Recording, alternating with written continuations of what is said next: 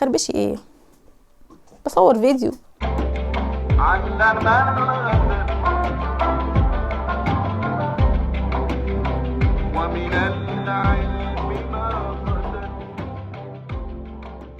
صباح الخير او مساء الخير على حسب بتتفرجوا عليا امتى. لو اول مره تشوفوني، انا نوران وبعمل كونتنت عن الوكاله واللبس المستعمل والابسايكلينج والاستدامه والفن، حاجات كده مختلفه. لو انتوا انترستد ممكن تعملوا سبسكرايب، ممكن تعملوا جرس التنبيهات عشان تشوفوا كل الفيديوز اللي انا بعملها، ولايك للفيديو ده لو عجبكم، شير طبعا لاي حد مهتم عشان ده بيفرق معايا. الفيديو ده من التايتل بتاعه 7 days 7 looks.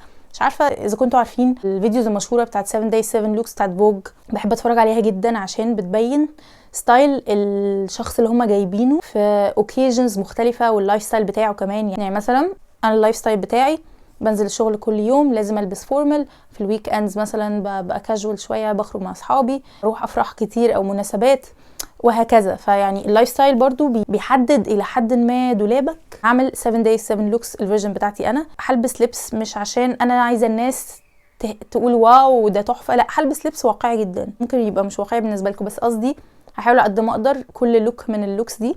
بتخربشي ايه؟ بصور فيديو.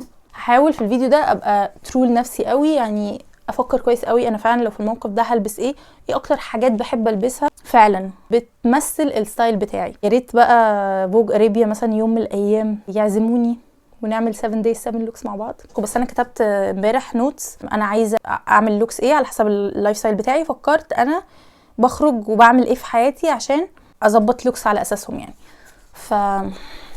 يلا بينا. اهلا بيكم، انا نوران البنان وده 7 days 7 looks.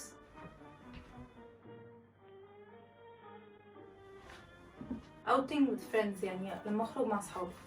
ده اكتر اوتفيت فكرت فيه ان انا دايما بلجأ لحاجه من الميكس ده في صور مختلفه. يعني دايما بختار بنطلون ستيتمنت او في شغل في خرز في حاجه البسه، وبعد كده بختار قميص برضو بشكل معين واروح فتحاه ولابسه تحت تيشرت ولابسه بوتس. فانا دايما بلبس فيرجنز مختلفه من نفس الاوتفيت اللي هو يكون البطل بتاعه البنطلون. المره دي اخترت البنطلون المطرز ده بتاع جوزي بوتيك. البنطلون ده مطرز في سانت كاترين. لبست عليه القميص ده، لقيته في الوكاله، وهو سبيشال ليه؟ لان هو مخزون عن النول اليدوي في الهند، والخامه بتاعته حلوه جدا ولونه تحفه، لونه اورنج، فبحس ان الاورنج بيليق على الازرق قوي. البوتس دي من كاتابيلر، لسه بعتها المحل يظبطها لان هي كانت حالتها متدمره، بس بحبها جدا جدا جدا. فاي وقت همشي كتير او مثلا رايحه سفر وعايزه يبقى شكلي كده يعني مهندم شويه، فبلبس البوتس دي. الشنطه دي لسه جايباها من قريب من فلي ماركت، هي فينتج جوتشي، وديتها تتصلح في نفس المكان، لايقه على الموضوع. حاسه برضو الاوتفيت ده مريح قوي، وفي نفس الوقت فيه elements كده مختلفه وشيك، والجو برد جدا فاكيد هلبس جاكيت. البس الجاكيت الجلد ده جبته من الوكاله، بس اعتقد ان انا لو لبست جاكيت هلبس مثلا يا الجاكيت ده برضو من جوزي. انا عاجبني الاوتفيت ده، حاسه ان انا في طبقات، في الوان حلوه كلها رد على بعض. عمري ما بخرج بره البيت من غير اكسسوارز كتير. ده اول اوتفيت اوتنج مع اصحابي.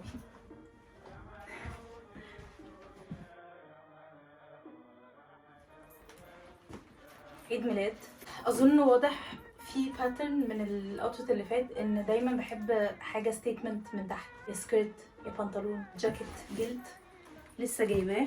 صفحه بتبيع حاجات مستعمله، والجاكيت الجلد ده قديم فينتج. اللي بيتابعني هيبقى عارف ان انا بحب الحاجات القديمه عشان بحس ان هي ليها قيمه اكتر. والجاكيت ده عامه الفيت بتاعته عجباني قوي، هو زي اوفر سايز كده بس في نفس الوقت مقاسي وقصير وبيدفي جدا جدا عشان جلد طبيعي. لبست الجزمه دي، الكعب بتاعها عالي سنه، جبتها الحقيقه من الوكاله، وانا نادرا ما بلاقي جزم حلوه في الوكاله، فدي كانت زي بارجن يعني. دايما بلبسها في الخروجات اللي ببقى عايزه ابقى شكلي اللي هو ايه، عملت مجهود يعني. والشنطه دي بحبها جدا جدا جدا. اول شغل اشتغلته جابوها لي، هي من سامي امين. واحلى حاجه في البراندز اللوكال او معظمها يعني ان لو رحت لهم تصلحوا حاجه تزودوا حاجه هيعملها لكم من غير اي حاجه. انا رحت لسامي امين قلت لهم ممكن تطولوا لي الستراب لان هي كانت طويله قصيره جدا، طولوها لي من غير اي حاجه. السكرت دي سكرت هندي جبتها من بوتيك كده في الزمالك اسمه فاطمه جاليري جنب قوس باستا وديوان، فغالبا هو ده اللي هلبسه في عيد ميلاد.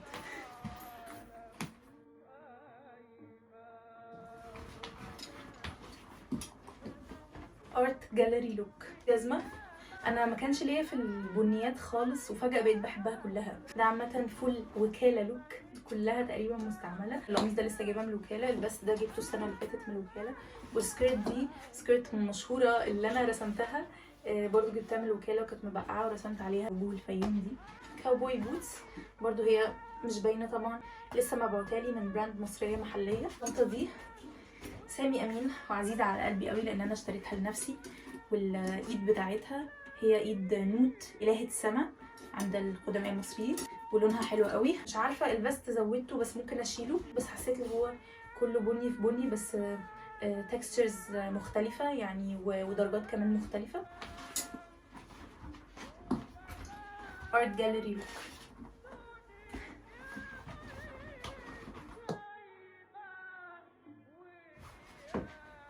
رانينج ايرندز او مشاوير.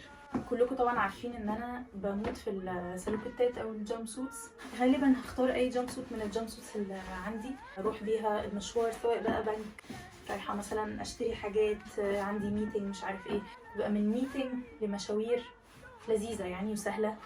وغالبا هلبس توت باج او شنطه قماش بعتتلي من زيرو ويست ايجيبت، اللي هي عباره عن زي كده مكرميه، خيوط مكرميه او حاجه. لابسه دوك مارتنز بس اللي هما الورد اللي انا لسه جايباهم، توب صوف بكم. التوب ده انا لسه جايباه برضه من الوكاله، جبته من الوكاله من 3 سنين تقريبا ب50 جنيه. جاكيت جلد طبيعي، فحاسه ان انا مرتاحه وشكلي يعني كويس.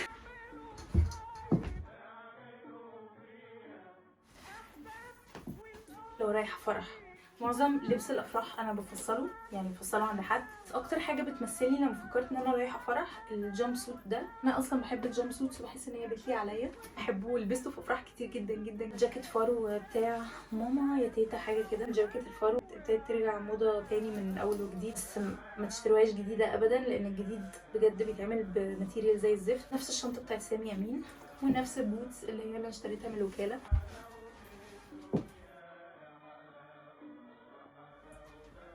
ده لو رايحه الوكاله. بصراحه انا ممكن البس وانا رايحه الوكاله حاجات اسوأ من كده بكتير، ممكن اي سويت بانس على اي هودي على اي حاجه. بلبس كمان ساعات الجامب سوتس الكتان بتاعتي، ده واحد منهم، ده من جوزي بوتيك اللي انا حكيت لكم عنهم في الاول خالص. كنت لابسه الجينز المطرز منه، كتان ومطرز في سيوه وبحبه جدا، مريح، اريح حاجه عندي، اريح من البيجامه. ده الطب ابيض عادي قطن، اكتر شرب حقير عندي.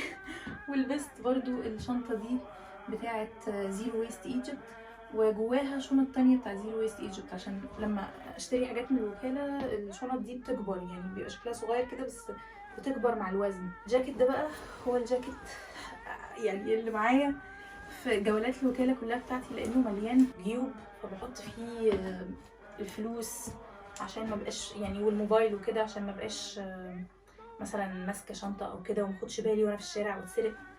هو ده اوتفيت الوكاله.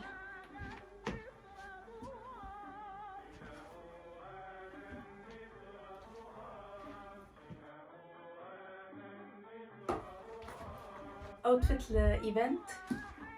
معظم الايفنتس اللي انا بحضرها بتكون ليها علاقه بشغلي، بالرسم مثلا بتاعي، بالبيسز اللي انا اشتريتها ورسمت عليها.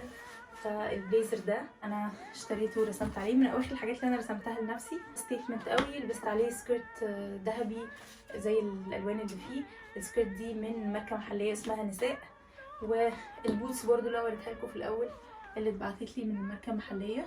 ولبست شرب بني عشان يرد على البوتس. وغالبا ممكن البس الشنطه بتاعتي برضو اللي وريتها لكم في الاول. اعتقد ده يكون اوتفيت لذيذ لايفنت، يكون شبهي وبيمثلني وكل حاجه ومريح.